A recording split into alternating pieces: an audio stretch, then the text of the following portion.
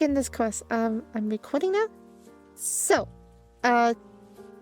you guys have DaVinci open, I assume, at least those who can. So, we are going to go over different steps with DaVinci Resolve, such as how the program works and how to like edit different aspects of the program. Who does have it open? Anyone? No one else has it open. Not just me. I have it on computer, but Cliff is busy. I have cleaning supplies. I have cleaning supplies in my hand. We weren't aware this was the thing, so I didn't have it pre-downloaded or anything. It is a free download. Oh yeah, it is. Well, yeah, just... Okay, so, this ended up way more chaotic than I thought it would be. Or easier, because we're not going to be getting stuck on the program. True. Yeah. Yeah. You can just go full speed ahead and we'll just follow along. Okay.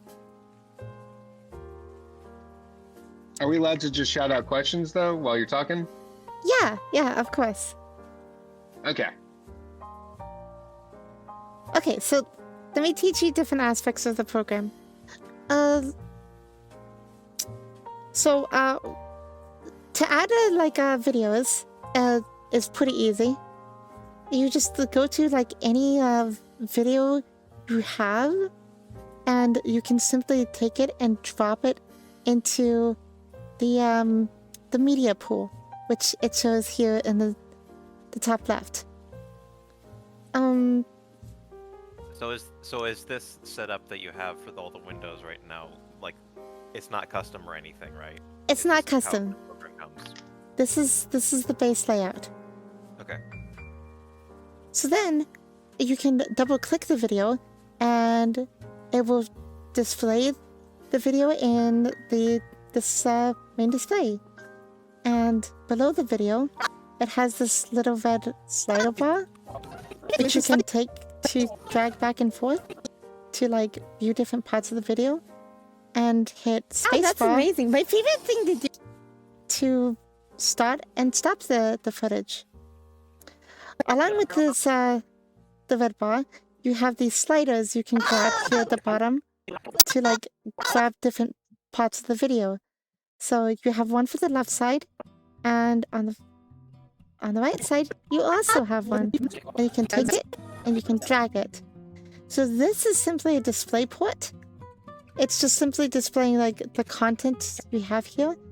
And so if I wanted to take this and put it into my main timeline for editing, I've grabbed a portion of the video I want here, and what I do is I just go over to where it is on the left side, click and drag it onto the main timeline.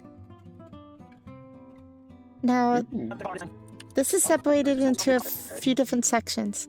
So this is the main area where you'll be doing things like cuts and changing like audio and like where video pieces are. And then right above this is a full timeline of the entire video, when this bottom one's like a shorter one. So if you wanted to go to like the very end, you just grab this red marker and drag it from one side to the other. Was that a question? So the bottom timeline is your cut, and the top timeline is the full video? Yes. Okay. So this can have multiple sections, multiple stages to it, like an onion. So, just like with the viewing port, you can just hit play. I at least got the card. It's fine. And it plays the video. Oh. You can grab the red bar and move it back and forth to view different portions of the timeline. You can right click. This is the most important tool, in my opinion. Wherever this red bar is, you can right click the top piece of it and hit the scissor button, and that cuts the video. Now the video is can be like moved around in different ways. Like where the mouse is, it will change to different symbols depending on what you want it to do. So if you put the mouse button on the end of the video, you can click it and drag it to like remove sections, or drag it back to like add sections to like the video.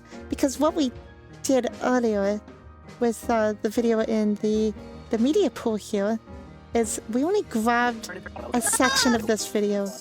So there's still like more video here, but we've only cut it to have like the specific section. So we made a cut over here, and we can take this cut and we can move it around.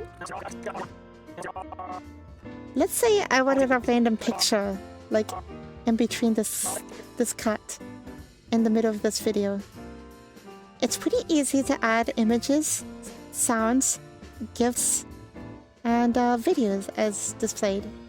So I have this GIF of a heart, but I can just take it from my computer and just drop it into the media pool. So I can take this, I just click it, and drag it into the timeline. I can do different things with this. I can either stick it on top, which will make a new track, and it will simply be on top of the video. This is all stacked. Whatever is on top is what will display first. So if you look, whatever the red line is on is what is being displayed. So if I were to play the video, since you don't see the heart now, if I play it, then the heart suddenly appears because now it's visible on the timeline. I can also take... Oh, go ahead. Yeah, sorry. The heart picture, does it have a transparent background? Or is DaVinci itself taking the solid color background and making it transparent? It is a transparent background as an image. DaVinci isn't doing anything. So, okay. Yeah, whenever I'm looking for like pictures to put into a video, all I'm doing is I'm Googling like banana PNG. I just click that in, and looking through images, if it appears with the gradient, the square and white gradient, like you click on an image and it goes from white to this gradient, that means right. It's a transparent image. But you can also take an image that isn't transparent necessarily. See this? Oh no. Let me find one that isn't transparent. Oh, that's transparent. Okay, so this time it actually gave me all transparent images. Okay, so if I just type in banana, this one probably... Okay, this one is not transparent. It has a white background. So what I'm gonna do is I'm just gonna grab this, drag it onto my desktop, and then open the image. Then hit edit, and then hit background, and there's a remove background button I can click right here, and boom, it's That's in. Huh. This isn't in DaVinci Resolve. This is in like Windows, but this is what I do to just like add images. So then I hit save, and save as copy, and then make sure it's saved as a PNG, because if it's saved as anything else, then it probably won't have a transparent background. Now, I have a PNG. folder. Oh, say? I was just going to share that PNGs are generally the file format that's best for quality, and also are the main one that has transparency. Most others, as you mentioned, don't have transparency. As They options, don't. it saves usually as white. Right, which is something you want to avoid. I'm teaching you these things because it will be important for later. So, it's selected to PNG, and I have a specific folder for like things that are transparent, and one specific for backgrounds, because you will gather a lot of images. I also have one for music and sounds, but we'll go over that stuff later. So I'll save that there, close this, and I'm going to go to my videos now. Or I mean, not videos. Go to my items. Where the banana should show up somewhere. Oh, here it is. I can just grab it and drop it into the media pool.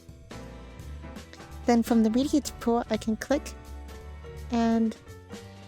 What? Oh, there it goes. I don't know why. It wasn't displaying like the little like image, but here it is. The banana's right here. And just like with the heart, I can do a manner of different things with it. I could stack it on top of the heart so that it's now like layered in the timeline. So if I play the video, the banana appears right there along with the heart. Very classy. I can click on the banana and scroll it to the side, and boom, it's no longer in the video until I play it, and then it appears. Simple stuff, right? Okay. So then I can do different things to edit it. I can grab the edge of this picture of the image, and I can resize it to anything I want, anything I need it to. I can also right-click it and change some of the attributes, like the duration of it. If you click on that, I could just set it to 2 seconds. Hit change, and boom, it's 2 seconds long. Or if I wanted, I could right-click it, go to Clip Cutter, and change it to orange. If I wanted to signify something like, maybe I set it to orange, like, I don't know if I want to use this, so I'm just going to give it a color. Another thing we can do with videos, images, and GIFs is we can stick them like in different parts of the timeline. See, we made this cut right here in our video. Well, we can take this image of the banana and stick it between the video track. You see it highlights the video track with like a little bit of blue, and you just drop it in. Right. So if I scroll back in the video and hit play, we just get a picture of banana and no sound. It's pretty cool. Banana sound. Banana sound. Actually, that's pretty sweet. It is. It is. I really like this program. Okay, so now I'm right here, and the banana's in the middle of the screen. Well, what if I didn't want the banana in the middle of the screen? What if I wanted to stick it like on my mouth in our display area? Well, on the right side of the screen, we have what's called the inspector, which will allow us to do different things, a lot of different things, to this banana. This is turning into an allegory for something. I don't know what you're talking about. You know, I'm here learning about how to make videos. I don't know if you all got your minds in the gutter or something. I hear that from you. Totally not. believe you all. Totally not. I'm going Just a to banana. I'm gonna go to the other side of here, so I'm not blocking any of the imagery here. So, in the inspector, we have the transform, cropping, composite, speed change, and other little things we can do with this image. They'll let us edit this. So what I'm showing you with the banana can be done to GIFs, videos, and you know, to some extent, like sounds. Only But to some extent. Yeah, like, you know, sounds, you can't like change how the sound looks. It's just a sound, but you can change I like gotcha. you can change like how fast the sound is going or how loud a sound is. I get it, got it. But I will get into that later. So we want to stick this banana in my mouth for whatever reason. So under the transform function, we have a few different options. We can zoom in the image in and out. We can make it really big, really small. We have a position function for left and right, a position for the y-axis, which, oh, not that one. This one makes it go up and down. Then we have a rotational. And what I'm doing is, I could click on this, like click on zoom and hit like 2, and then it zooms it in 2 times. Or hit 1 to put it back to its general size.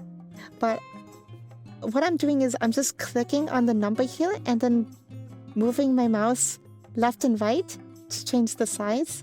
Or for the position left and right, just drag mouse left and right. Really simple. And then for rotation, I'm doing the same thing. Click that and I just rotate the banana. Now we got a spinning banana. Boop, boop, boop, boop, boop. We can also do some crazy things like the pitch and the yawn. And this distorts the image to like distort it so that you're either like looking up at the image or down at the image or from left to right. So if I click this little note here, it distorts the image. See, it looks like I'm looking up at the banana. Or if I put it the other way, now it looks like I'm looking down at the banana with the pitch. Let's say I didn't want to like have the image stay like this.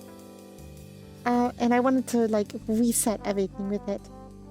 I can also click the little round swirly spinny bar thing here, and that will reset what I've done with it. So the reset just like simply the pitch, but not anything else. I just click that button and boom, it's back to normal. That is slightly off screen. It's slightly off. Is it?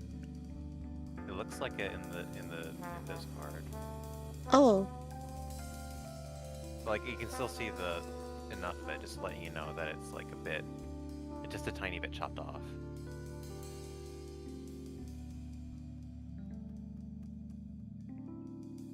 How so? Well, It might be just our thing actually. I don't know. oh. But you can see the full, like, all of DaVinci. Yeah, I can. I can. Okay. Yeah. This thing, sir. Okay, so then we have the yawn right below pitch, and that changes like the side-by-side angle of the banana. But I'm just going to hit the reset button right here to reset that. We can also crop this.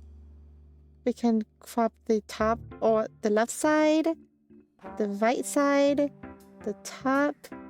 I'm just going to like reset it. The top of the banana or the bottom.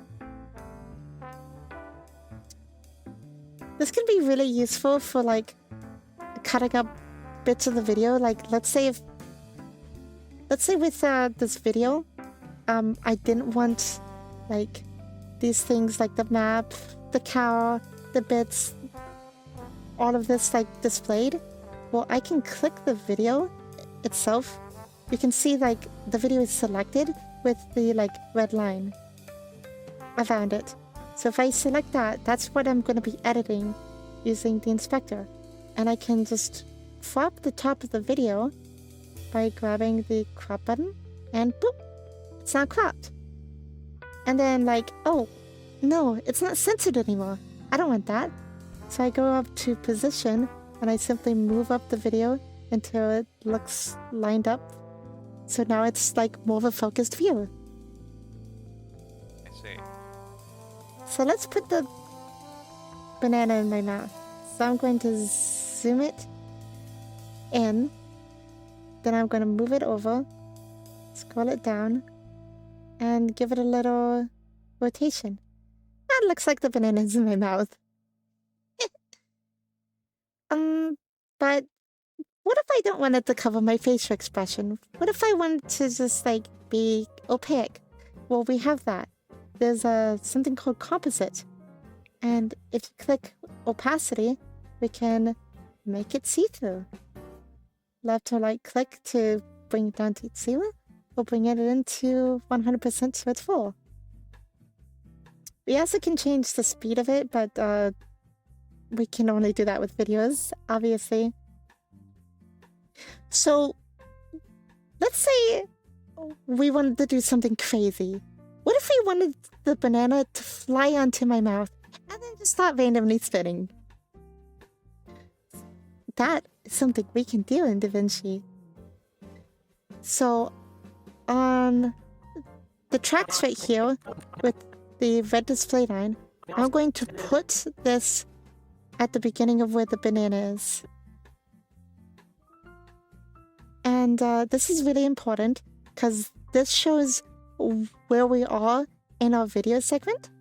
So now I'm going to take the banana and I'm going to move it to the left side off screen. Now we're going to do something really cool here. There's these gray diamonds next to all of these functions. These diamonds let us move objects, videos, GIFs, whatever, in any form we want, like doing like the timeline. So what I'm going to do is I'm going to click the diamond that is parallel with the position X. I'm going to click it and it will turn red. Now I'm going to go slightly further in the timeline, and then I'm going to reposition it. I'm going to click on where it said position and move it over to my map. So what we just did there is when we clicked the diamond and turned it red, where it was in the timeline started like a timer. Like an action is going to start at that point. And where we dropped this red bar is where it will stop the timer, or the action.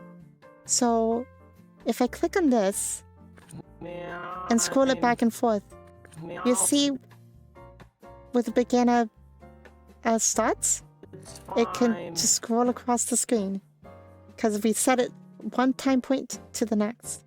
So now the banana is in the position we want. Now we want it to randomly spin.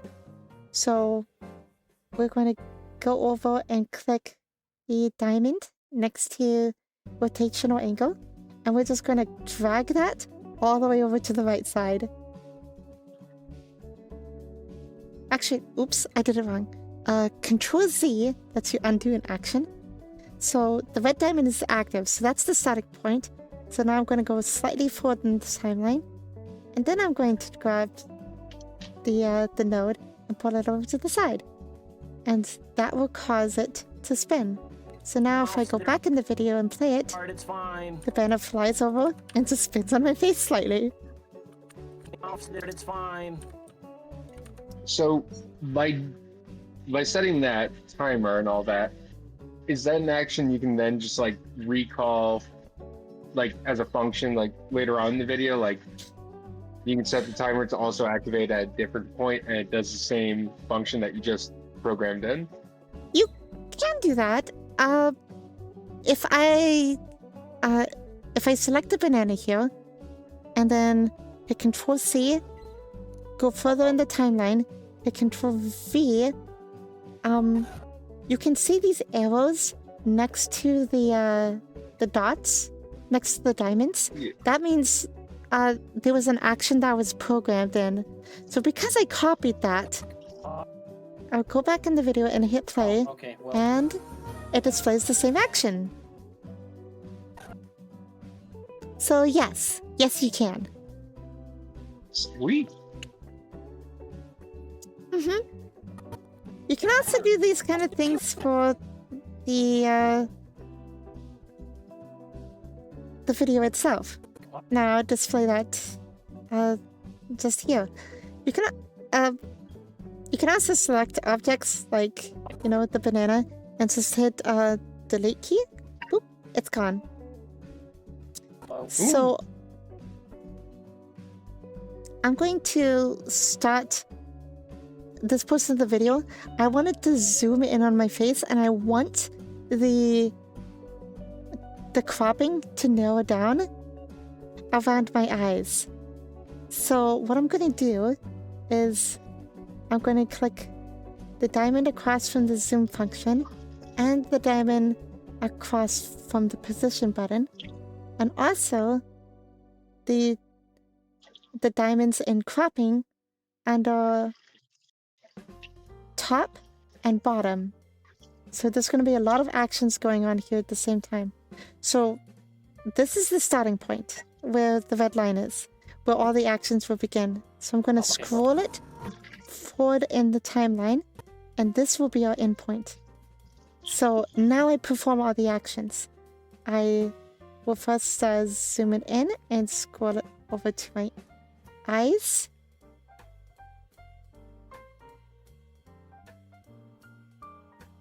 And then I will also crop it until it shows up on the screen here with the top and the bottom. There we go. So now if I scroll back in the timeline, you can actually see it happen in slow motion if I move slowly. But if I go all the way back, you can see the whole thing in motion. And start. Oh, okay, well. Hey, we killed 2 squads! Isn't that cool? Yeah. It's a really powerful tool. I love DaVinci so much. So, let's see. What if we want a specific sound effect to play like as it narrows onto the eyes? So just like with the images, you can simply go and drag like sounds into DaVinci itself. So if I go over to my sounds folder, and I'm going to grab this anime sound effects MP3 and just drag it and drop it into the media pool. The media pool is where like everything like just sits that you're going to use in your video. So it's kind of like your file explorer for DaVinci. You can even make folders for it if you want. But I never do that. Maybe if a project got big enough. So I can, just like a video or image, I can double click the sound and it gives me this display bar of what is happening in the sound, and I can play it. And instantly I've decided these sounds are way too loud. They are going to like peak the volume. And you can see that it's peaking the volume because on the right side of this track here, you can see this display that turns green, yellow to red, depending on how loud a sound is. So if you're watching this, you can see it's peaking to red. And red is like a no-go zone for like how loud you want something to be. So, Experience. Yeah! It's bad. It's bad.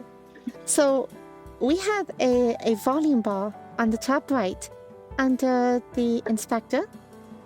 And it's selected not to video, but to audio, which is right next to it. And we can click audio and drag it to the left side, which will put it to minus.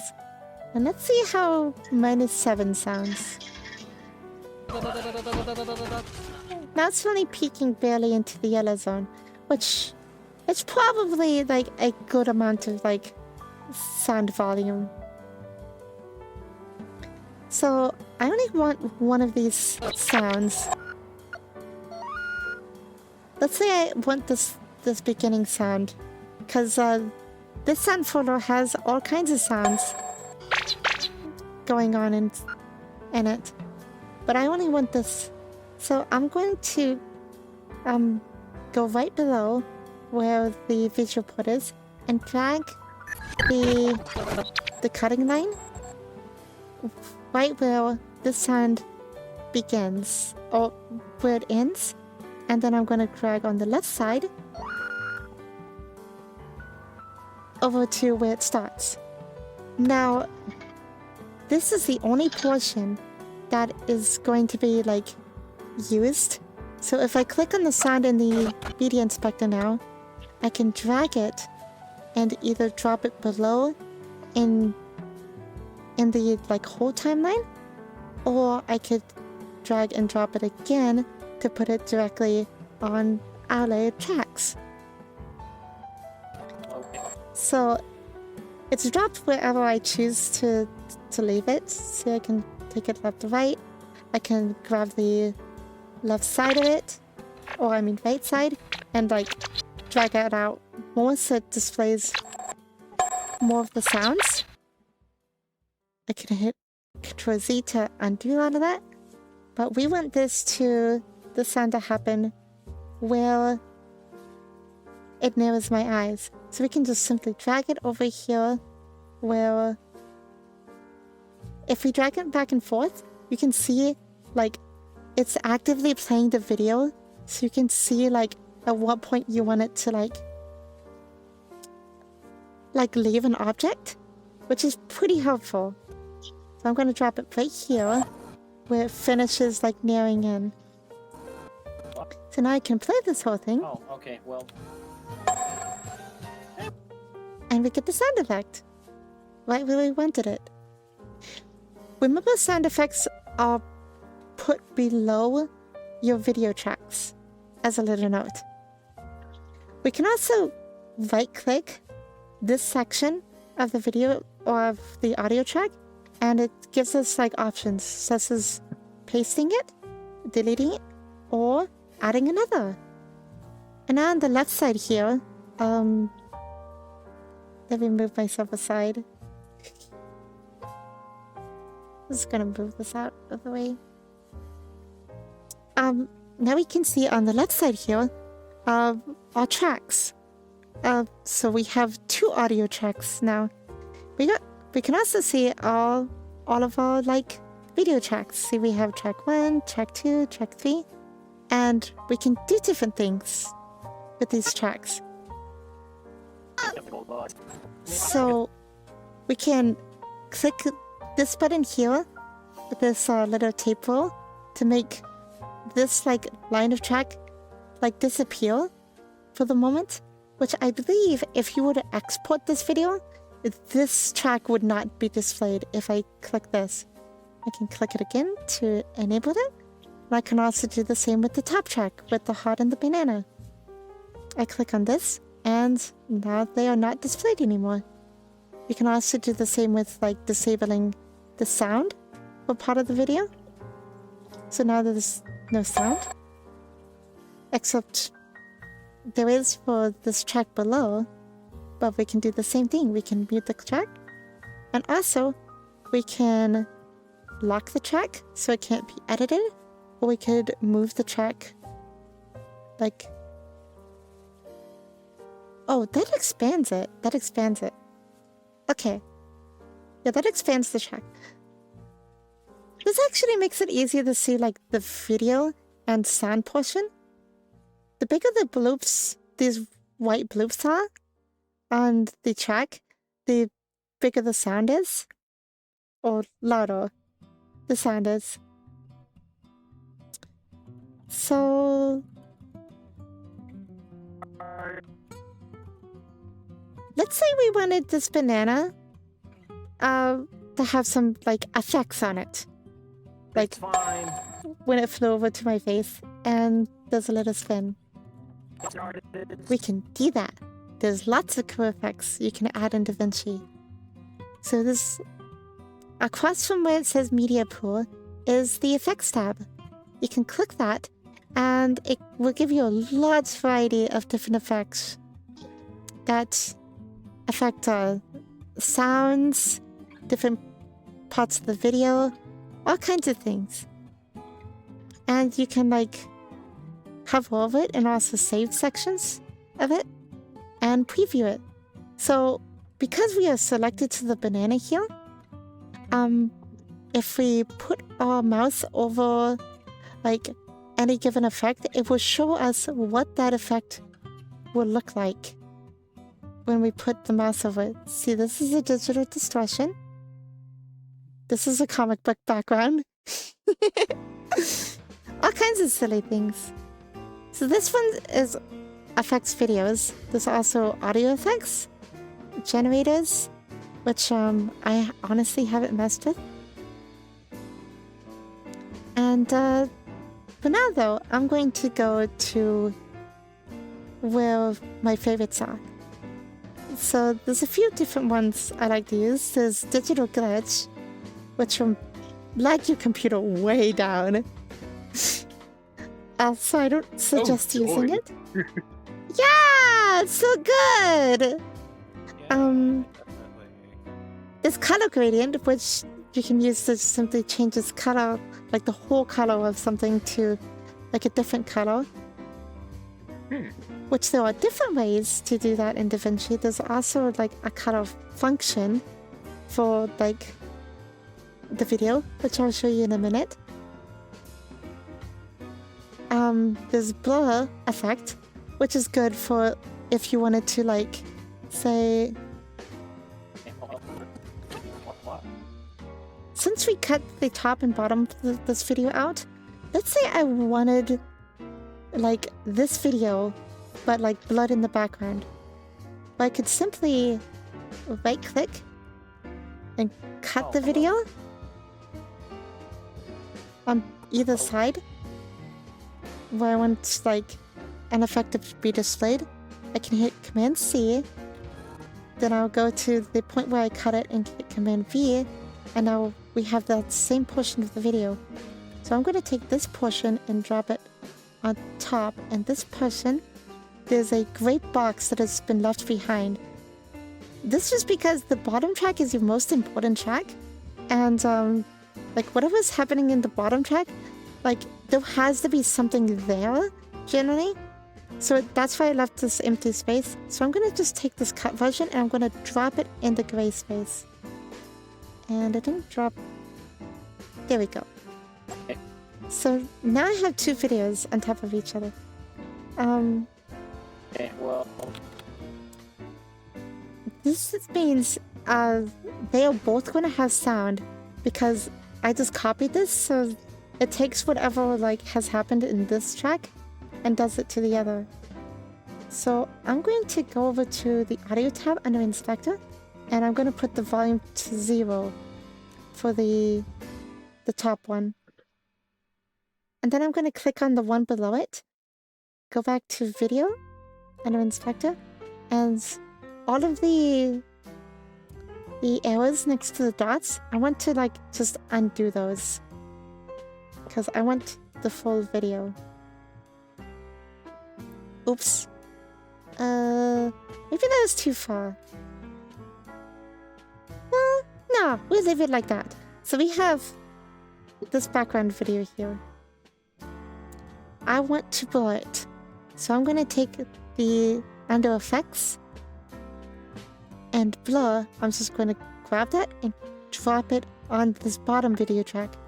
And now it's all blurred out. On the right side, it now gives us options to like make it blurrier or less blurry.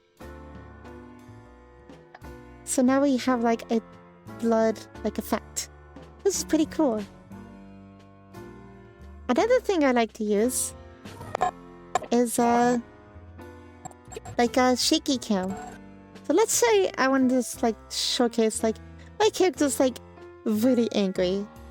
I could shake this video if I wanted to, just by taking the shaky cam and dropping it on the video. I want to have shaking, which also works for images and GIFs, by the way. And now, if I click on the video, it's next to video, audio, we also have our effects tool. And it shows us all the different ways to adjust the effect. So I can turn up the speed, the AP off speed of the effect, which is usually the only thing I do with this effect. And that turns up like how much shakiness it has.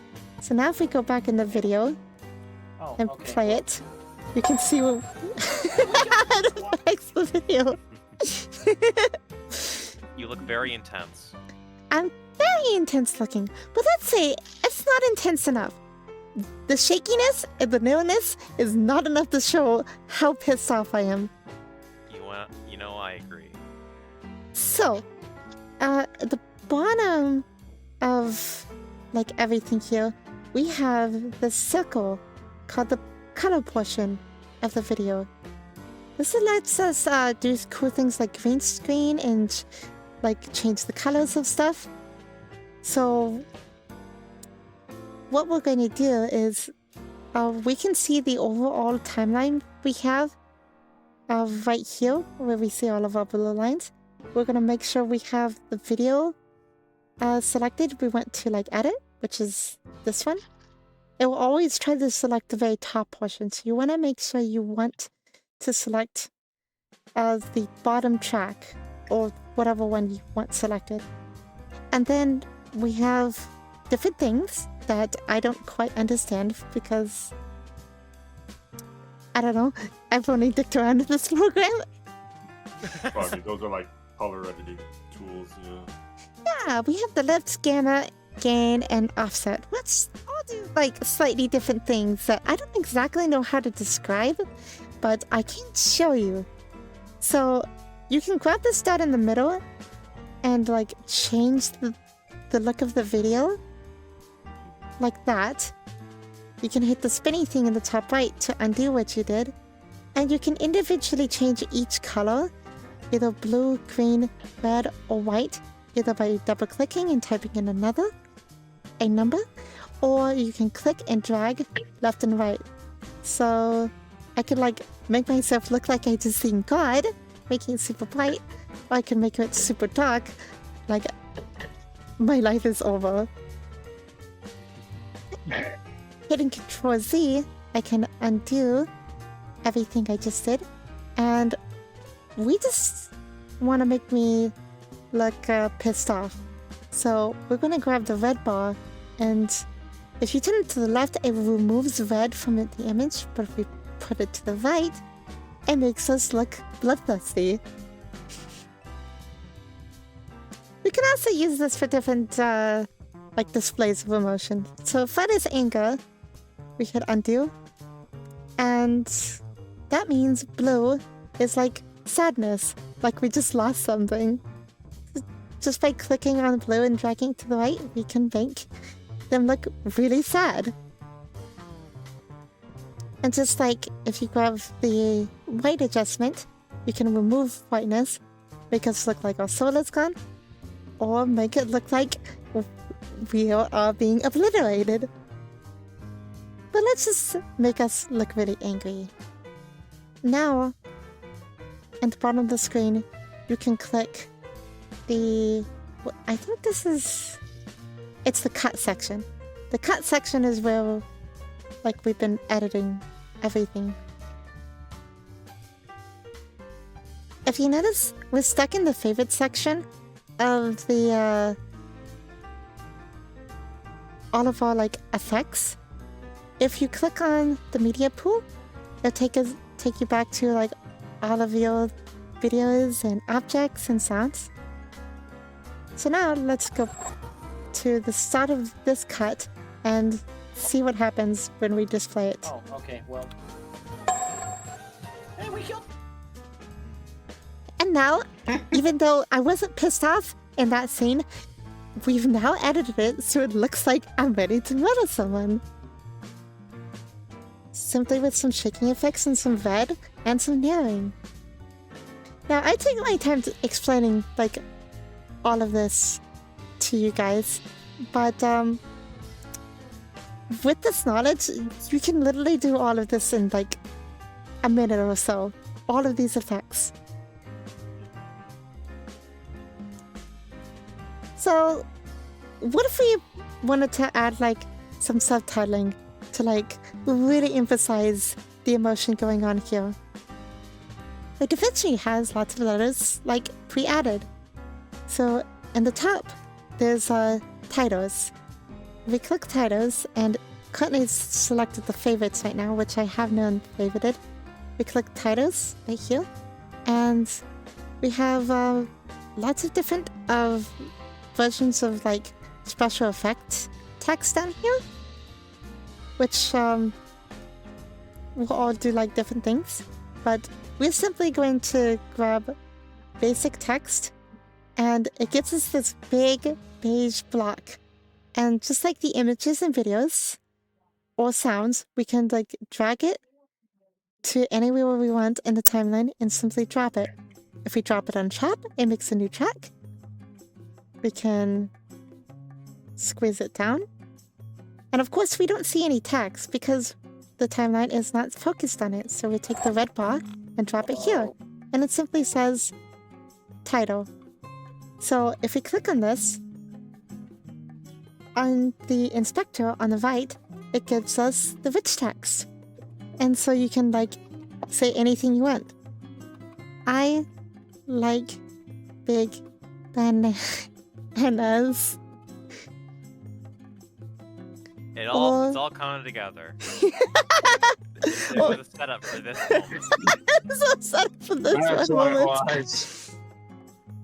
I was a paid actor this whole time. She bamboozled us. Sorry, guys. Yeah, Cliff is a paid actor. It's true. I want my SAG credit. Nah, we're gonna change this so it says, I am so pissed. And as the diamond or whatever on the left side. So just like the video, you can do different things with this text. So you can change the size of it any way you want with the circle. You can change the tracking with it, so you can make it go left to right. So like it spreads out. You can change the line spacing. So if I were to add another portion, like I can change the spacing between the two lines by dragging left and right. You can also like position it all on the left side, the middle, or the right, or book format, such and such. And you can change its position, left and right. Zoom it down here and up and down. I don't know why it gives us so many options to make things bigger and smaller. And you can change the rotation of it. And as you can see, there's diamonds over here. Just like with videos or like other stuff. Like images. So I can click this, click the diamond, move forward the timeline, and then just like, oops, position this down, and then we can play the video, and it moves, just like the video. Pretty cool. There's also like special kind of text you can like edit. So like this text, we can do like a few things with it. Like we can change its color, make it red so it's more emphasized. We can add a shadow drop. So if you want Shadow the Hedgehog, that's awesome. But I'm not gonna get into this much, but you can add like different layers to your text to make it just like look really pretty. Something I like to do is I have loaded like text. So like text plush here. If I were to put this on the timeline, it allows for like multiple layers of like custom text to make it really pretty. So if I go over to, let's see, my files, project manager, and somewhere character text, I have a specific folder for character text. And this is just pre-built text I have here. So if I like put the timeline at the start of the text, you can see how it pops in. Because I've already added a what's it called? An action to it. I've had it pop in and then slowly fade out with time. So I'm just gonna grab this, hit Command C, then go back to File, Project Manager, go back to the video we're working on, which is untitled. I can name it anything I want. Like, I right-click it, hit Rename, call it This is Pain. Hit OK, it's not changed. Double-click to go back in, and now hit Command V, and boom. We have our super special awesome looking, pre-built, pretty text. And it'll do the same function as like it was programmed to. Boop, pops in, disappears. Yeah. Any questions so far? I mean, I'm good. Like, I don't think so. Okay. you're making this feel a lot less scary and complicated than I thought it was going to be. Can you Yeah, you're make doing the a good text animated? Animated in which way? Okay, so just an extreme example, and is it possible to like make each letter of the word like fly onto the screen and build up the statement? Yes, you Or could is do that. It would take a fuck ton of work to do it, but like, because you would have to have individual letters to do so. But there also might be an effect somewhere that does that. Like, So if it, I go to it is possible with the program, though. yeah. So let's see. These are all different kinds of flavor, like titles here that do just different things. One of them might be something that like makes all of the words fly in. So this one is like it offsets the image and makes it look really cool. What if I type in the search bar fly through? Oh, this is like the movie title thing. See, like, Oh shit, THX. yeah, moving this bar back and forth, you can see how the effects would work. Okay. So there's probably an effect in here that would make all of the titles just like fly in, but that's So not something I've found. But it's doable to like make a GIF of it and then use that GIF over a video. Yeah. Or Yeah. a small video. Okay. Mhm. You could either do it the easy or the hard way, like manually, or find something that one of these title effects that does it. Look, I've literally found a neon effect, which I can simply grab and drop onto the timeline. And it says sample right there, so if I go over to Inspector, Title, I can change it to whatever. Like, neon lotus. Pretty cool effect. I could Sweet. just move it. Boom. This is awesome. Yeah, and then I can just do everything the same. A lot of the functions are generally like the same across like the board when it comes to like editing sounds and videos and whatnot, as you've seen. Like, the only thing that's looked different, kind of, is when we went over to the color tab where things start to change and don't seem as familiar. But for the video portion, like, a lot of the stuff uses, like, the same inspector to, like, move it around or change angles and stuff and make crazy effects.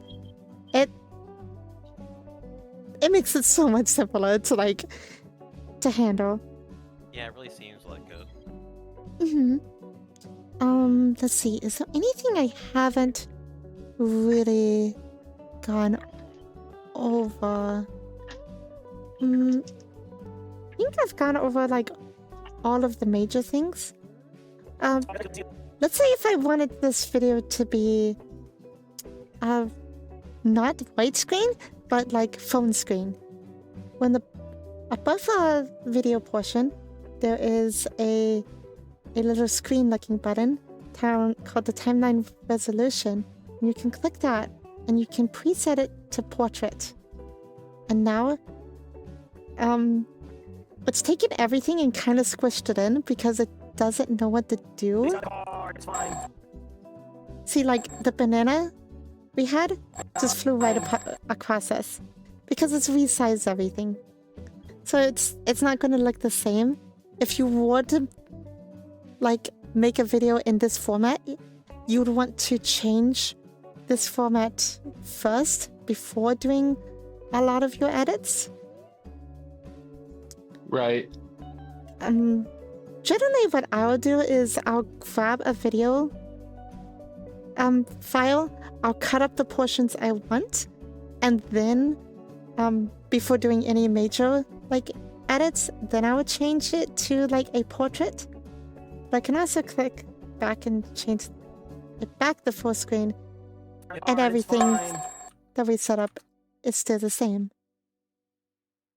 You can also go to File, go to Project Manager, oh, no, not that. That takes us to all of our projects. Project Settings, and we can change the resolution there. If you so desired. You could change it, like, how wide and tall the video is to what you want. You can change the frame rate. Other sorts of lovely things. So that mostly covers the like, video editing portion of this tutorial. There is lots of different functions and stuff you can learn or ask, like, Lofi and I about. Or you could simply just Google videos, like, you go onto, like, YouTube and just type in DaVinci Resolve green screen. Oh, that's something. Let me teach you quickly how to green screen. So I don't need to Google it anymore. Hooray. you don't need to Google it. I'll just show you because that's something you probably might do kind of often. So I'm going to go into, like, GIFs and videos. Now, of course, GIFs, well, as I showed you, like, with the heart, are already, like, transparent in the background. But, like, for videos, it doesn't do the same. So I'm going to drag this green screen video and just simply drop it from my computer to the media pool. Now I'm going to scroll ahead in the timeline,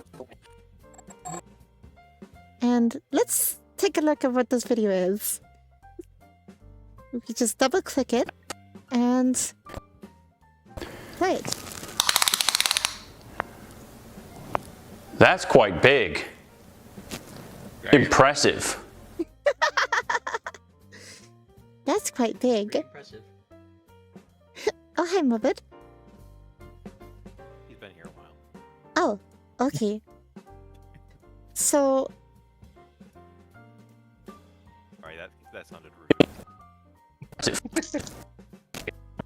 let's say we just want this portion of the video at the end where he says impressive. So we're going to grab this bar at the bottom, drag it over to the start of that, and we're going to cut the portion on the left side. And we're going to take this and we're going to drop it on top of this timeline here. So now it covers everything in the video. We don't want that. We want the green gone. So we go into the spinning wheel of colors here. Click that. Now these are specific actions that you have to take to like make this possible. In the form that I've learned this. There probably is different ways, but this is the way I know. So first you get this this dropper tool here. You click this, and in this little display window here, he's gone gray. So now we're going to right click on the right side here and click the button Add Alpha Output. Click that. It's made this blue dot underneath this green dot. We're going to take this blue dot attached to like the video here and drag it over to this new blue dot. Now you can see now he's see-through, but the green is still here. We need to reverse that. So there is a button down here. There's this little like switcheroo kind of button right here that you just click. Oop, and it's clicked it. Uh-oh. He's got a green line around him. We don't want that. So to get rid of that, under here under Bat Fitness or Finesse, I don't know how to say that. There's these in and out video bar and this blur bar. All you have to do is drag the in and out bar to the left to get rid of some of the green, and then turn up the blur radius a little bit until you can see the green has dissipated, just enough so that it's not noticeable, but it doesn't make like the ruler line disappear.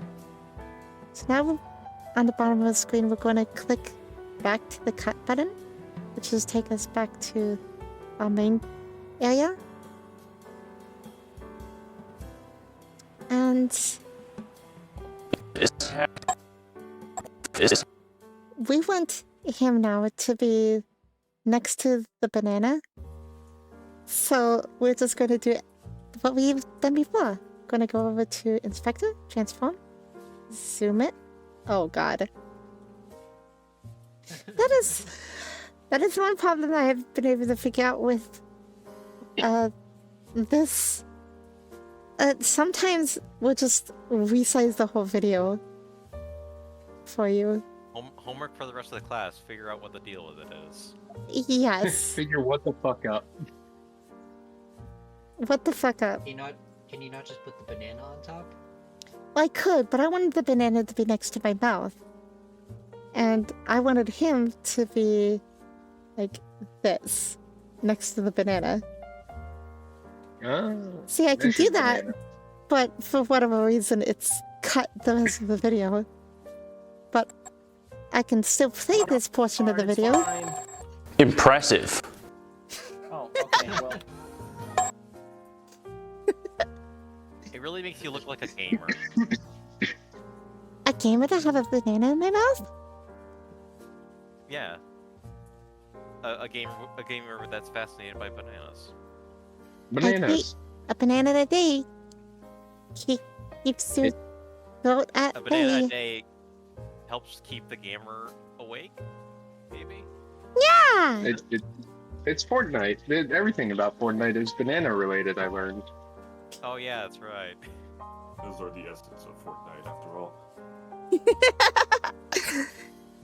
Okay, any more questions? I don't think so. None that I can think of. Okay, I've thought of one more thing I want to show. I'm picking up the gold, I don't care. Let's say we want this hot here. It's I'm picking beating up the gold, I don't care. to go I already faster. got the car. I can click this and go to speed change, and there's a few functions here.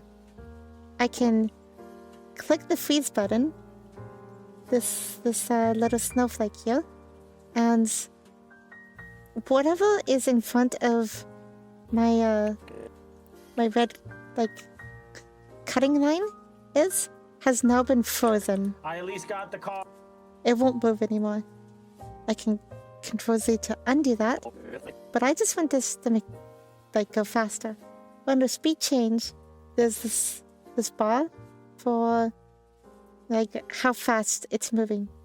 So if I wanted to, like, really slow down, I just turn it down to, like, let's see, minus 40. I'm picking up the gold. I don't care. I at least got the card. It's fine. That did some weird shit. Okay. I at least. That's some weird shit that I did not expect. Oh, it's because I made it go opposite. Oops. I turned it down to minus 40 instead of 40. I turn it down to like 40. Go back in the timeline and say. And the heartbeat's a lot slower now. What if I do the opposite? I can just turn it up to like 150. You've noticed now that the GIF is not as long as it used to be.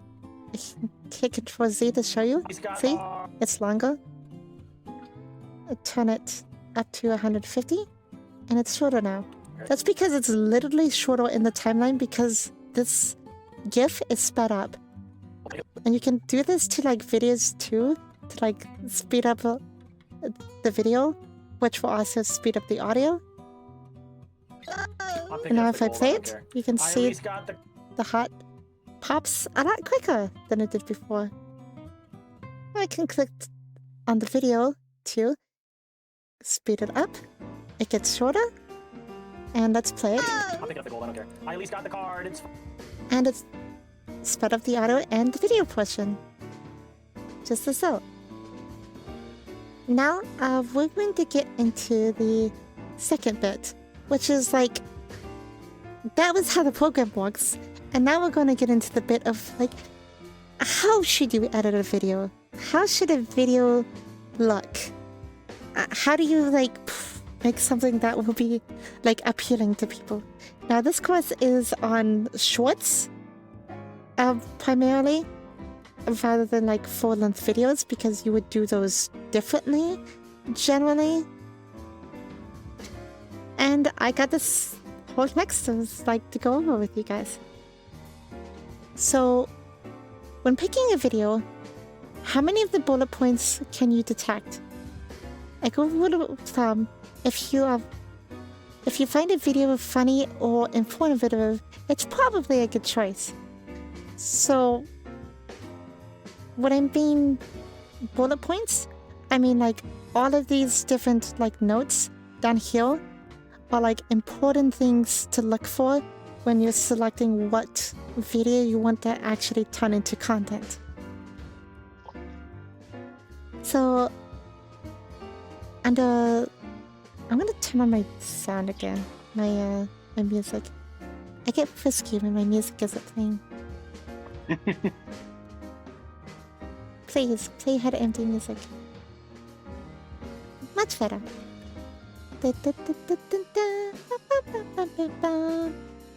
Okay, video start.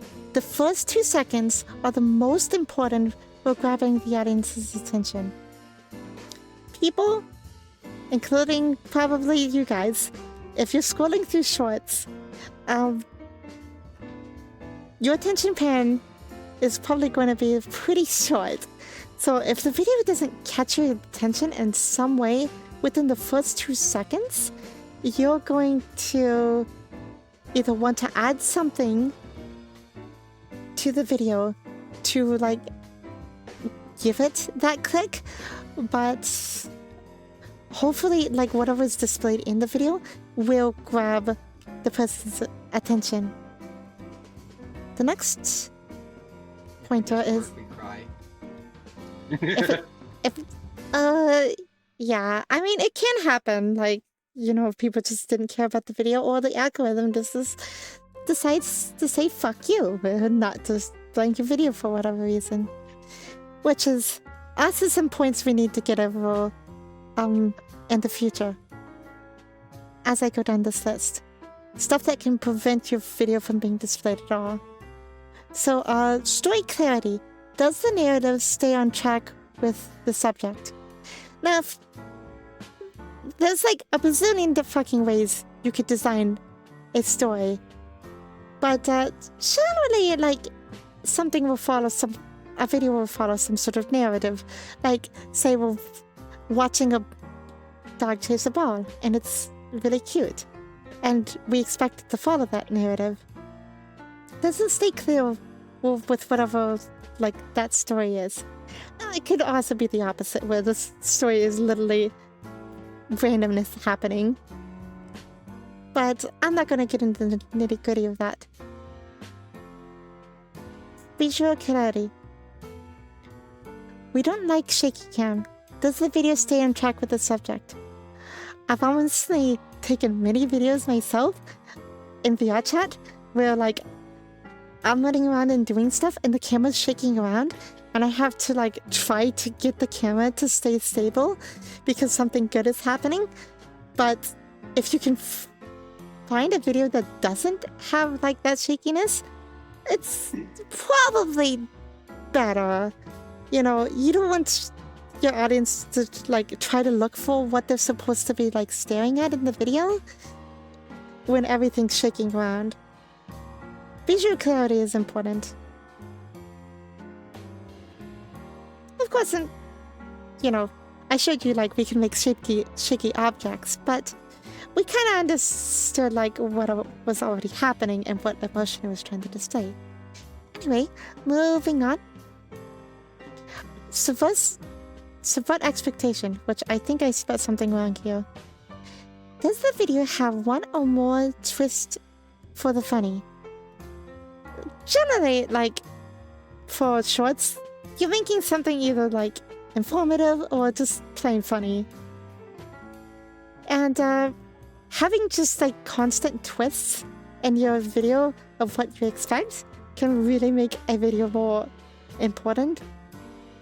Like, there's this guy I really like to watch that Lofi shows me sometime, where he's doing, like, a training class for, like, martial arts. And he's like, oh, if your opponent is taller than you, you can throw some jabs to, like, distract the person. And then he grabs a bat off screen. It's like, and then you go for the knee. And, like, you didn't expect that. It's funny. Excellent. Subverting the expectations, like, if the video displays that multiple times, or you can make it seem like the video is displaying that using effects, then you've just created some clickable content. Hooks. To keep attention, each scene change should have an action or sound to grab attention. So, in the video here, we have, like, all of these different cuts, It's fine. which is like showing scene changes. I'm actually going to go to one of my videos I've already edited to start showing you the points that we've already made.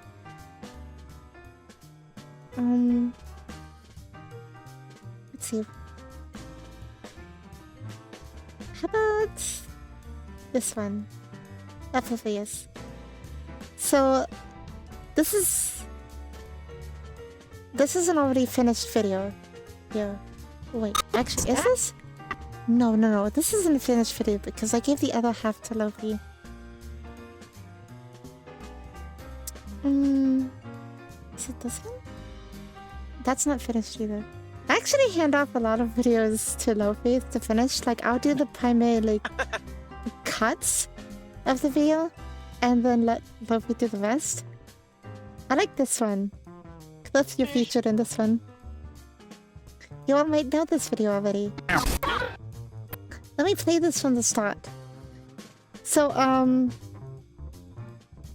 I want you guys to look for the different hooks and, like, sounds that might get, like, your attention. To look at the video, like, in full, you can hit Control F and that displays the whole video. If we're playing by your rules, shouldn't I have taken a turn by now? You didn't bring your dual disc, so therefore I get to keep going. Little did you know, you're playing with the cheaty god cards here. I summon Exodia, the forbidden one. Oh! I told you, Seven, we would do this system! No, we'll go to Hot Topic afterwards, Exodia. This isn't. I like the green guy. That's pretty good. This isn't. All of this was amazing. What do you call it? Improv. That was amazing improv we all did. To add That to was this fun. one scene. But I had to take lots of portions of this one video to like make this all happen. Like it didn't all happen like in sequence like you saw there. I had to cut the video down to make that all happen. Like if I would have played the original video, I would just control F to full screen. I think this is around the portion where the comedy starts. If we're playing by your rules, shouldn't I have taken a turn by now? You didn't bring your dual disc, so therefore I get to keep going. My card. Little did you know, you're playing with the cheaty god cards here. I summon Exodia, the forbidden one. Oh fuck! So most of that was just used in the video. But as you can see here, someone left the field. I think that means he loses. this is person when I'm just like feel this time. I'm talking. told you, Santa, we could do this system.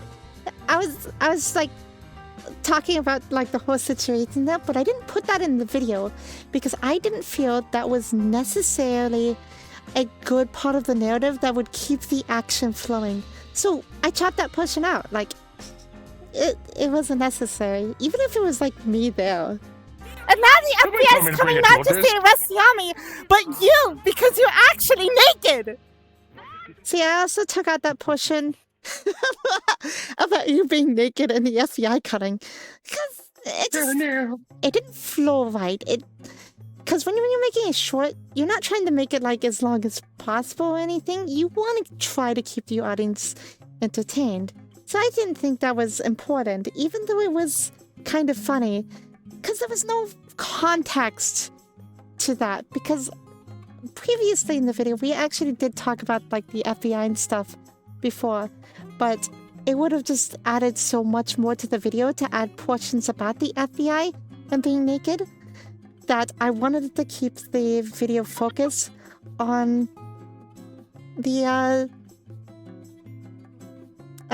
whole dueling aspect. And this portion of the video... Oh, go ahead. I just thought of a potentially suspect way to think about it, like what parts you should keep.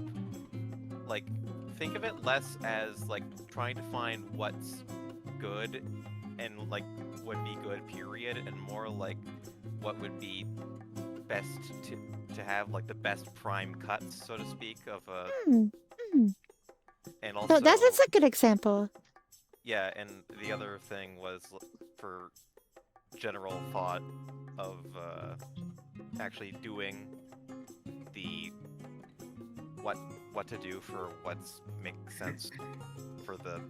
I'm rambling. Basically, would this video keep a person with very intense ADHD's attention? That's what you want. Exactly. And with the list here, will be teaching you how to keep that attention.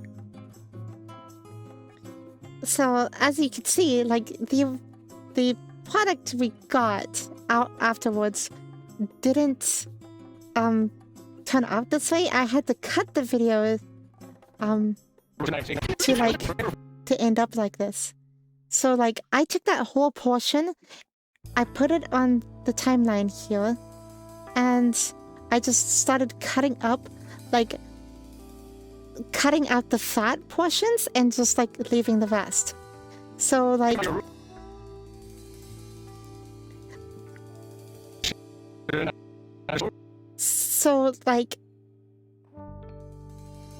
when the video starts, it kind of gets your attention because for hooks, in this case, Cliff is instantly talking.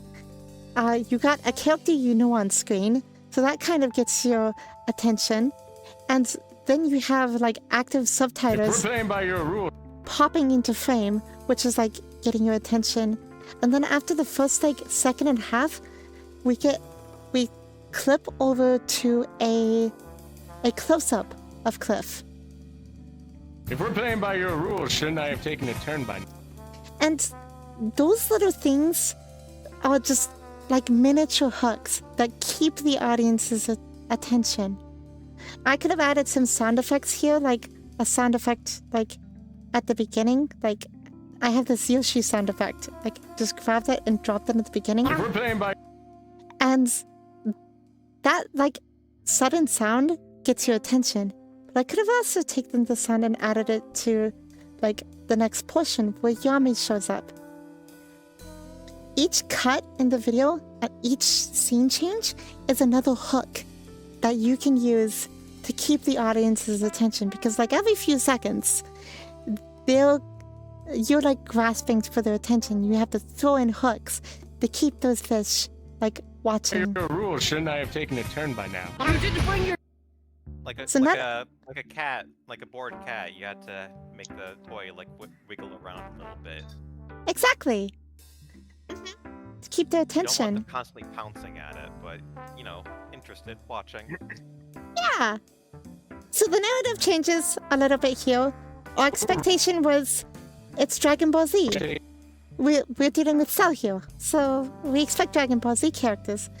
And I even put in Dragon Ball If Z we're playing by music your rules, shouldn't I have taken a turn by playing in the background. And we're kind of wondering at this point, what is Cell talking about? And then the sudden change to Yami it's got multiple functions. Like one, it subverts expectation. Suddenly we have Yami on screen. Why is Yami here? Second, I chose a bit of music from Yu-Gi-Oh! That's kind of cool and intense to kind of display what we're dealing with. And that sudden sound and Yami immediately talking, like the video was cut so that Yami's immediately speaking. There was no downtime to repeat between that. It keeps your attention. So I'm gonna play the video again so you can like look at these points in action. If we're playing by your rules, shouldn't I have taken a turn by now? You didn't bring your dual disc, so therefore I get to keep going. Little did And the scenes just keep cutting and moving and adding little tiny hooks in each of the scenes to keep your attention. So let's go back and keep doing some research. So I've actually got to bounce. I've got an emergency that just popped up. an emergency. Go take care of it. Okay, This is well, gonna be fun. at least you were able to see most of this, and I might, Careful, dude. with your permission, I might even stick this on YouTube for people. Do it. Yeah. I'm going to send him a screenshot I took of the list. Yeah. Oh. Thank you. Let me try to make Okay. the. Yeah, go ahead. Oh. So this, it wasn't displaying the full list, so this is the first part of the list, and then I can scroll down so you can give Cliff the rest of the Cliff notes. I mean, Of course, the joke shows up.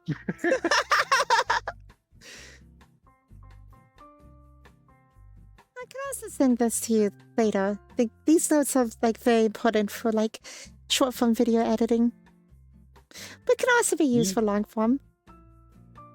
we're noticing some overlap, Okay.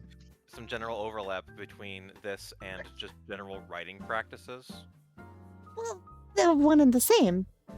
Well, Bye no, bye. like Thank you. writing as Bye, Cliff. in. Well, yeah, I do understand what you're getting at, but I was meaning like text writing, explicitly for that kind of thing. Next But time? yeah, you are right about that. Oh, you mean the way have been describing video editing? Like the good practices of video editing and keeping everything like keeping audience attention and pacing and that kind of thing. Yeah, originally, I just did like how they use DaVinci and how to edit, and I kind of like sprinkled in like portions of like how to edit while I talked. But I thought it would be important to kind of make those two separate things. Yeah, that does make the lesson plan flow better. I guess the fact that you guys don't need to ask questions means I'm doing a good job. Yeah, you guys are understanding like what I'm showcasing. Yeah, you are. I know I'm not like silly and funny like I usually would be, but I'm trying to keep for like a understanding flow. Yeah, and like, and to circle back, it's like you are employing the video practices that you're talking about right now. Exactly. Show and tell and have written person. Written out portions. Okay, so so far, if we're picking out like bullet points from down below that this video has, the start of the video instantly grabs your attention with Cell in the first few seconds. So people in Dragon Ball Z at least would be kind of interested. The story state keeps its clarity. We cut out portions that we didn't need, so it's just about Cell and Yami and what they're doing. And like I was only in there for like a second. Like I want to display myself like as a content creator, like in my stuff, but I don't always see it necessary, especially if it ruins the flow of whatever the story is. So I kept the clarity there with the story. Then visual clarity actually could have used some work, but that's a problem I have with filming in VR chat. Is like when you turn, it kind of makes the video jump. So if I show this part of the video with Yami, You didn't bring your dual disc, so therefore I you get can to keep see going. Little did you know. the video is like clipping and shaking around. And that glitching and shaking around isn't great. But I really didn't want to like miss this opportunity. So I wouldn't have given myself a point for like the visual clarity. That's something that this video lacks in some portions. So then it also subverts expectation really quickly. Within the first like 4 seconds, we get a big change where Yami shows up. Now it probably would have been better to show up in the first 2 seconds rather than 4 seconds. But we did what we could for clarity. And then for hooks, we had like music changes, we had like scene changes where it zoomed in on Cell. So therefore I get to keep going. And we have text showing up on screen that's popping in. That's keeping you up to date on what's happening. So those are like little pointers that are being like caught. The next portion is scene length. Unless a pause is funny, empty time when nothing is happening needs to be cut out. The video should be cut down to be between 10 and 60 seconds. Scene changes usually start with dialogue. Having something being said in any scene change, it keeps everything moving. You want to have like maybe 0.1 seconds between like dialogue being spoken or something being happen, but you don't want like half seconds. Not 4 seconds, not half seconds. Things need to keep like chugging along to keep people's attention. Which is why in this video, like everything, there was no space between where there's no dialogue happening. Little did you know. In this whole video. I summon. As you can see. Next portion is the dialogue placement. This is important. So, when you're making a video, you have to pay attention to like what the format looks like on TikTok and YouTube and wherever you're posting. Generally, I'm gonna showcase this in real time here. With the cropping, you're clicking your like button or not liking button, and like the display of like whose video is it? The thumbnail, and other portions will all be on the right side, and like the description is on the bottom side with like other text. See, so like the right side of the screen here, like that is kind of unusable space. Like you don't want to generally display stuff in that section. Like of course you could have the subtitling cut to the edge, which is okay, but it, like generally you don't want stuff happening in like that portion of the video, as well as the lower part of the video. I'm gonna cut down that portion, maybe a little less, like about here. That's unusable space, because like anything you display down here is going to be covered by all of the stuff TikTok or YouTube or whatever shows. So then we only have this portion. But generally, we're looking at the center of the screen. We're looking at the center of the action. So really the top portion of the screen isn't like that useful. So generally, you want most of the action happening within this like narrow section of the video, if possible. Of course, I got my Twitch like on top here to showcase like, hey, I'm a Twitch streamer. Come watch me. I make content like these sort of videos that were clipped directly from stream. It's not necessarily in the way, which is fine. So if like the viewer notices it, that's awesome. So I'm gonna undo all of that there, because we don't want to save that. So let's continue into the essay. Oh, and this is the font I use, by the way. This font, you can just download it. It's Yato Yuaka STD. I'm telling you guys to go get STDs. Wow, a real role model. Remember, kids, get STDs. Get STDs? Like QQ told you to. Excuse me, but okay, this is an important bit for like posting a video. Copyright. Copyright music can not be more than 15 seconds unless you have different pieces of the song spread out throughout the video. You can always go free music, like Deltarune, for instance, is all like free. But yeah, you can have the same song throughout the video as long as you like take 15 seconds here, go further in the video by like 10 seconds, and then take it another 15 seconds, and you can sprinkle that around. That's how I found to like get around copyright.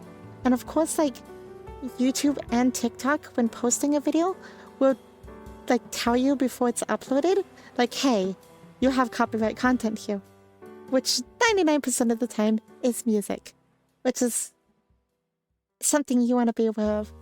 Like, I'm pretty sure the Yu-Gi-Oh song I used in this video is copyright, but because I used only like 10 seconds or so of it, it's fine to use. Bleep bleep. Cuss words. Oh, go ahead. Free real estate. Real estate? It's free real estate. Bleep bleep. Cuss words need to be censored, usually with a meme. Explicit sex-related or controversial subjects should also be avoided.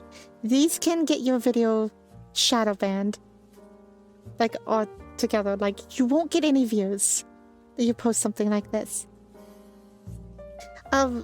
In long form videos, I think after the first, I want to say 5 minutes, you can have like cuss words and whatnot. But generally, you would simply like cut out a line or like mute it and then put like a sound effect over. So like Yami says here, right here. But let's say that's a cut word. So if I click on this and hit cut, this piece of the video is now like on its own. Also, another note I think I forgot to say was, if you don't have anything selected in your general bar and you hit cut, it will cut everything in your timeline here. It cut this image of Twitch. It cut this TV Twitch dialogue. It cut this dialogue. It cut literally everything. So make sure when you're cutting to have whatever you want like removed, like selected, unless of course you want everything cut for whatever reason, like you're trimming the back edge of your like video off. But I can select this clip, I can click audio, and oops, I had two things selected. I can click audio and just turn the volume under inspector audio volume to 0. And now if I play the video, she says nothing. So I could simply take this Yoshi sound effect I have in my media pool and drop it right below. And that's what you would do if you're just simply censoring like some dialogue. At least that's how I censor it, of course.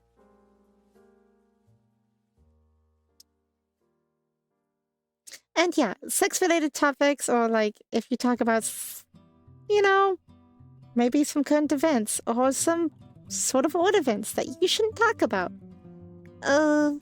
Yeah, those will get your video shadow banned. Now I've noticed like lots of exceptions, and I'm not sure where the line is drawn, so that's kind of something to test to see what other people can get away with compared to what you can get away with. So yeah. So noise levels, I did go over this earlier. Noise levels, be sure talking is just below the red zone, sound effects just below the yellow zone, and music halfway up the green. So in this video, next to the tracks, I can see like all the like audio tracks where I can mute them. So if I mute the main video audio, it will only display the music. Now you can see the music generally stays in the green zone. The only time the music was louder was when Yami appeared, where it went into like the top of the yellow zone, because I really wanted to get like the audience's attention with the loud noise. So then if we play the video normally, you can and we mute the music and we play the video, you can see that on the right side of the video it will display like how the dialogue is just below the red line, which is where you want it. Otherwise it will peak and not sound good. It'll sound kind of gritty, destroyed. If we're playing by your rules, shouldn't I have taken a turn by now? You didn't bring your dual disc, so therefore like, I get to keep going. Little did you know. It's barely peaking to the red zone, but that's okay for little portions.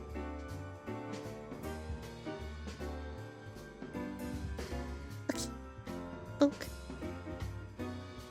And yes? I sent you a little diagram of what a short looks like, especially on mobile and your games. Oh. Let's see.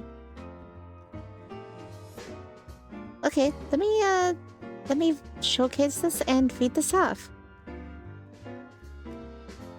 Here we go. This is what a regular short looks like.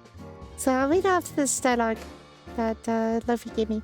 The yellow is where the UI can be, especially on mobile. which I guess is like here and here and here, where like you click likes and stuff. But it doesn't get in the way too much of the red zone. Because the title and description can block the screen there. So, okay, yeah, so this red portion, you wouldn't want to display anything down here. Blue is usually where people don't put their gaze too much. The side is being more focused in the middle. So this blue area is where the main focus of whatever is happening in your scene should be. So like it's okay to blow out the top and bottom portions, or like just have them black. And that is the best way to like center the action of your video. Thank you, lovey. I'll give you a heart. Okay, study your favorite creators and their content. So if you take these bullet points and you're counting like the number of them you see like in your favorite creators' content, you start to see a lot of patterns on like how they construct their story, where their hooks come in, and like what they will and will not display, and their content. Like a lot of the time, like you can kind of scurry around like talking about sexual stuff, for instance, by just like avoiding talking about the subject directly, which is something they would do in like their videos. I just watched a lot of videos yesterday where this VTuber talked about a lot of horny stuff, but she didn't say it exactly. She insinuated it, and that's how she like kind of skirted around the rules. But yeah, I encourage you to pick 5 creators that you like, study their content, and write down what hooks, what story they put forth, and see like how consistently they use the same like pattern for the story. Because like oftentimes like once a creator finds like a format, a story that works, they would just repeat that with just like different like narratives, different like scenarios throughout their videos, because they found one that really like gets people attention, and then they become known for that thing. So yeah, I encourage you to do that with 5 creators of shorts or videos. And here's my step-by-step process. Step-by-step, one, selecting important bits of video, cut down the scenes, change the video format to portrait and position scenes, add dialogue and channel name, and add sounds, pics, effects, add music, even out the auto levels. 8. Export the movie and video to the Google Drive for posting. Although that last portion is like for like my video editors. So I'm going to now like do all of these steps really quickly for you guys, to kind of like give you an example, like a visual example of how this works. So I went up to File, Project Manager, to go to like all of my projects, and then I hit New Project in the bottom right, boop, and it lets me name it. We're just gonna hit Create for now, and I'm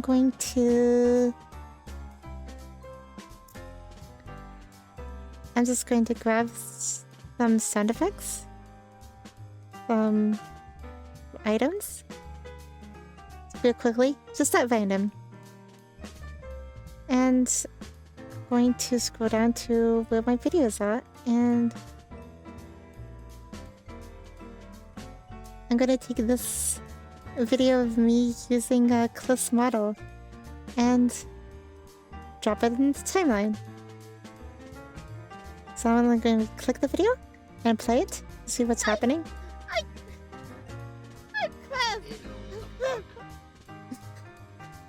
I gave Cliff's model full facial tracking. It hasn't been dialed in. I did build this model. It's like scratch your face, Cliff. I can puff my cheeks. I was just laughing so much. My cheeks. Oh god, it gets worse. What are you talking about? That's definitely Cliff. What do you mean? The more Yeah, that's the more just Moe Cliff. laughs. What do you mean the more Moe laughs? It's Cliff. It's 100% in Cliff. Like they're just using a voice changer. So most of this is I don't see as useful. I want the portion of where I puff up my cheeks. My cheeks get so big. I look like. And then just like randomly laugh about it. So I'm going to grab this lower portion of the video and cut it down by dragging that there. Then find where I want to clip the end. A beefcake! I'm such Mickey. So I think right here is good. So I'm going to grab this portion on the right side, drag it down. Now I can click the video in the media pool and it will only have that section that I've clipped. So now it's in the media pool. So that's the first step of the video, selecting bits of the video. Now, second step I do is cutting down the scenes. So I won't change the display of the video to portrait mode yet because it shrinks it down, which means I have to like zoom in if I really want to see what's happening. So I just hit undo there to keep it in full HD mode for now. So I'm now going to cut up the video. Right there, at the beginning, there was some like empty space. And in the bottom portion of the video here, you can see the white like hills that display where the sound is. So I'm just going to grab the edge of the video. I'm going to drag it to the left and it's going to show me where the sounds are. So I'm going to drag it so that it's immediately going to have me talking. Like there's no empty space. I can puff my cheeks. So after I'm done saying I can puff my cheeks, I'm going to click the red bar, right click, and click the cut button. And that's where it displays. My cheeks get so big. I look like. That's the portion where I thought was like kind of funny. My cheeks get so big.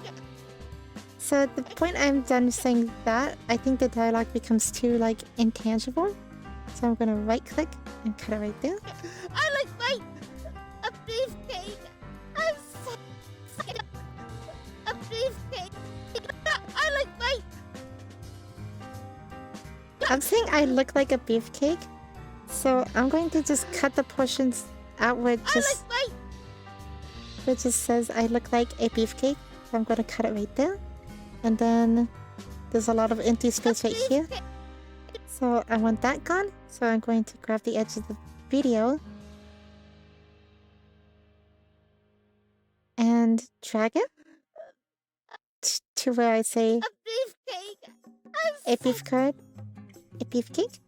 And we don't want that end portion because nothing's happening there. So we're going to grab the end and drag it here. So now we can watch the whole thing. I can puff my cheeks. My cheeks get so big. I look like a beefcake. So I thought the dialogue was like a little too cut short. So I'm going to add just a little bit of space by grabbing the edges so that the dialogue doesn't sound like completely like well, it just sounds too close. And play it again to see how it sounds. So big, I look like a beefcake. So at this point, I think the cuts that have been made are pretty good. So then we're going to change the video format and to portrait mode and then position the scenes how we want. So up in the top right, if we click it says time resolution, click that, select portrait. It's changed the size of the video. So what I'm going to do is I want to select like the entire video and change like the size of it to zoom in into the proper like sizing where I think the video is best, like in this center section, according to this. So I could grab the click and then drag and select all of it like that, or I could select all of it by clicking up in the full view of the timeline and select and make sure all of them are right so that they're all selected, and then click on zoom under inspector and transform, and I'm going to zoom in, and that looks pretty good according to this, but he's a little bit to the right, and we know the right side is not where people look. We want it to be kind of centered, so I'm going to reposition this about right here for the whole thing. Then we'll go back to the start. I can puff my cheeks. And I'm going to keep it at this display right here, but I think we could add a sound effect to like really get people's attention. So we double click the sound effects right here, and I just have this anime sound effects, just have tons of different anime sound effects. I'm going to first of all lower the volume here, because if I lower the volume here first under inspector and audio, it would lower the audio, all of the audios in this display. So in case I wanted to like grab audio, like this audio at the beginning,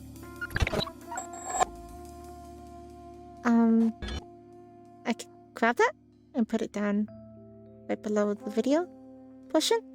If I lower it here rather than like later, like let's say if I turn off reset the volume here, it's back at 0, so all of this audio is like really loud.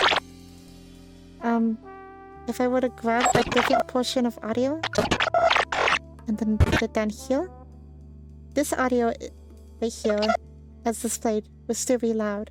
So if I change it in here, it lowers the audio all of the time, or like for 80 bits that I've clipped out.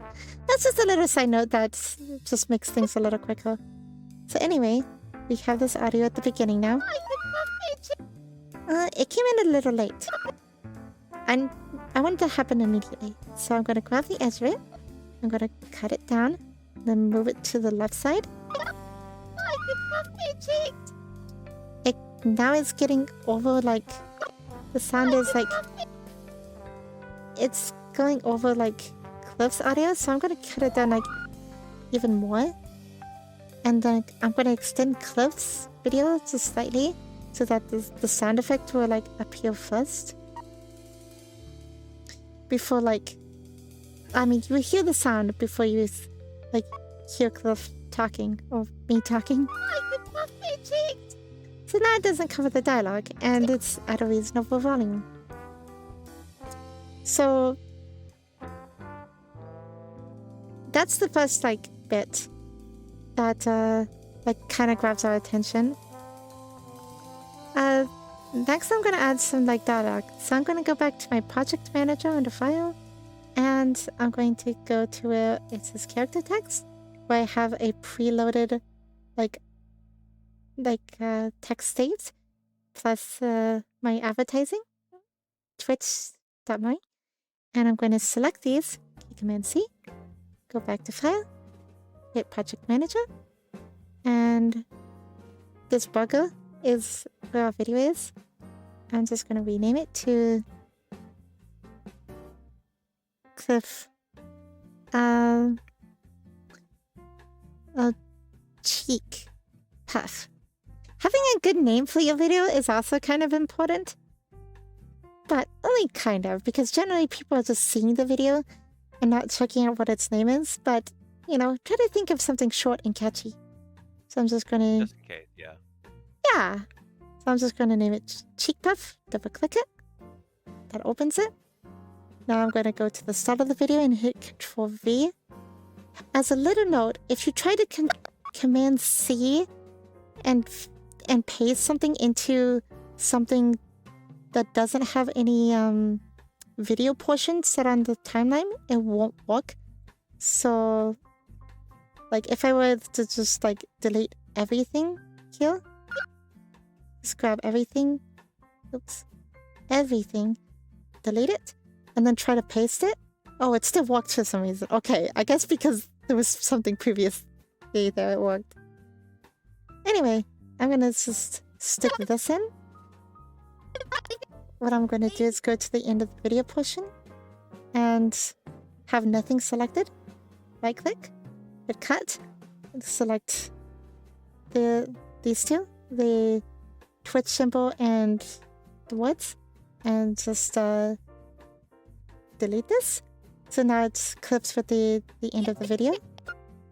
Now I'm gonna grab this dialogue right here. I'm gonna hit under Inspector and Settings. I'm gonna reposition it so it's just under Cliff's chin. So it's in like a very centered visual spot where people are going to be looking for the video. And then I'm going to take this, I'm going to hit Command C and Command V and duplicate it there. In case I need to like use this again, because it already has some preset like actions with the whole popping in and then fading out section. So then I'm going to take this and put it at the start of the video and then listen to the dialogue. Okay, I'm gonna go to Inspector, Title, then make sure I have text selected, and then type in what was said. Now I could type the whole thing here. I can puff my cheeks. Like that. And then it will display. And then it fades away.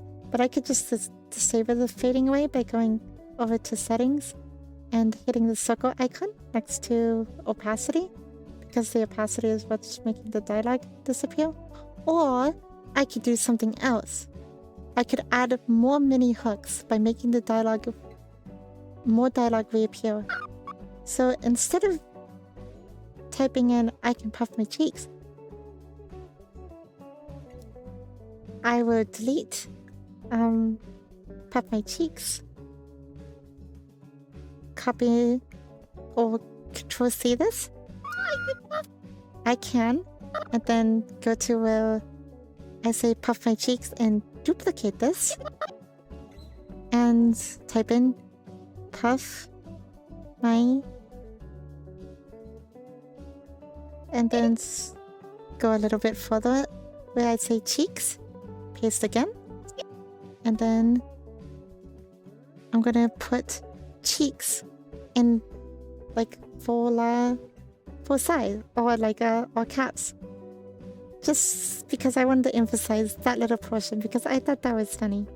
And I can also change the size of it, make it really big, so like really gets your attention.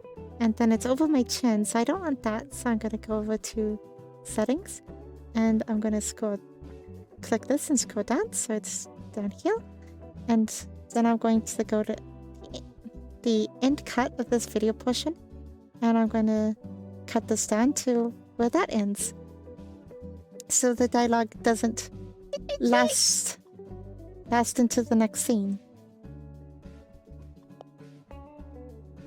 So just cut that down, and now when I play the video, you can see how all of that's popping in, and it helps keep your attention.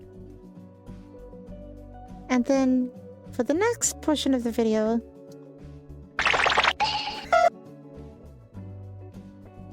I puff my cheeks. So I'm gonna find the point where like I stop puffing my cheeks, and then right click, cut.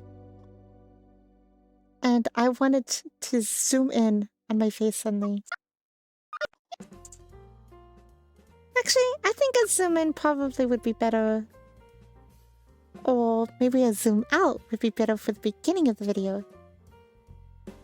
So I'm going to actually zoom this in, reposition it, and then hit the diamond on the ones that are parallel with zoom. So that's the starting point, remember? And I'm going to go just like 0.2 seconds forward, and I'm going to zoom out now and also reposition it to, and remember, that's the end point now. That's the end point where the red dots are like, will complete the action. So if I play it, you see it zoom out real quick. So now that movement, that sound, and the dialogue showing up now gets the viewer's attention just a little bit more. They're just tiny little hugs. I'm going to move this dialogue down just a little bit, not to be in the way. Now I'm going to do the opposite. I'm going to do a zoom in action. So I'm going to put the red cutter at the beginning of the video. Oh, at the beginning of this cut, should I say?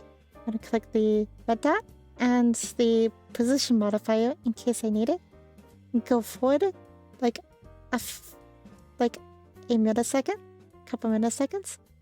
Zoom like way in. And then the chin probably is a little bit close to the bottom of the no-go zone. So what I'm going to do is I'm going to drag it up slightly with the position. So like the face is like in the center of the screen. And now this is the end point where the zoom in will end. So let's watch what has happened.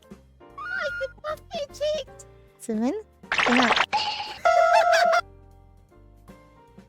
We have some funny sound effects and now nothing. And so yeah, I could keep going with this, but I think I've kind of put in my points. Quite clearly and eloquently. Yeah. Oh, thank you. So that's why we've been quiet. We've been just listening. Of something. Yeah. And I constantly go over like everything, like where to find stuff like in the program, because it can seem a little intimidating with like how much stuff there is here. But I just keep repeating myself so that you'll be like, oh, okay, she's pointing out you changed the video like size under inspector and zoom again. Like I've heard that a million times, but it's drilling it in. You know, just common teaching techniques. Yeah. So we've changed the video format, we've changed the 2-portion size, and we positioned our scenes. We've like zoomed it in. Then we also, number 4, added dialogue and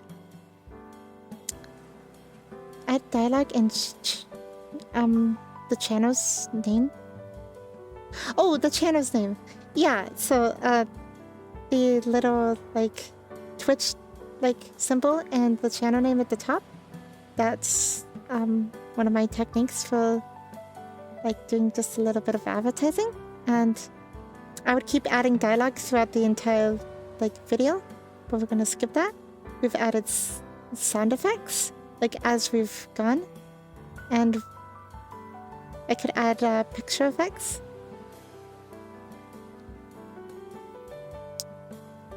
So let's add some effects. We're going to click on this video. We're going to go to the color wheel at the bottom here. And we're just going to make me blue by grabbing the slider. Oops. Now, you see nothing has changed because it selected the thing on the top of the timeline, which so happens to be the Twitch icon. So we're going to hit Ctrl-Z to undo that change, and then we're going to click this video and the whole view of the timeline. So now we know by the right side here, it's selected to this video. And then we're gonna grab a blue slider and turn it blue. Now there is a way to change it so that it transitions into blue rather than like immediately becomes blue. So if we were to go back to the cut section, the bottom of the screen here, click. You see it's the regular color, and then it turns blue immediately. And yeah, now we've added a little bit of motion and a little like change. So you'd go through and like add your effects, and then like it's kind of empty without music. So let's go grab some music. So as usual, you open a file location in your computer, and I have ones for everything. So I have items, which things are with transparent backgrounds. I got like all kinds of sounds. I got GIFs and videos, and I have backgrounds, which are like just solid images without the opacity, like the transparency. And I have music. I have lots of music. So let's just grab this one big shot. We just click it, drag it into our media pool like usual. We double click it. We find out the sound is way too loud, so we turn down the sound to something that will be like in the 30-digit zone right here, which should be like 25. So if we play this, yeah, maybe just a tad bit more, minus 30, just clicking and sliding as usual, and then let's say we just want the beginning of the video, so we grab the slider on the right side, drag over, and then to put it on the timeline, it might be kind of tricky because it might try to have you drop it directly on the audios that you've already made, which will of course delete them and cover them up. We don't want that, so we just click an empty portion of where the audio is and click Add audio track. Click. Now we have another audio track displayed here on the side and the empty space in the bottom. So we'll grab this song here and drop it down here. And now we see the song goes off the end. So we're just going to clip that off by putting the cutter right here. Wait, clip. And now we can select that and delete it. We're going to check this, how long the song is. The song is, well, the video portion is, as displayed right here, is 9 seconds long. So it shouldn't harm copyright, even though it's a copyrighted song. So now, if we go back to the start of the video and hit play. So now we have some kind of glitchy sounding video. I don't think it's actually glitching. I think DaVinci is just fucking up a little.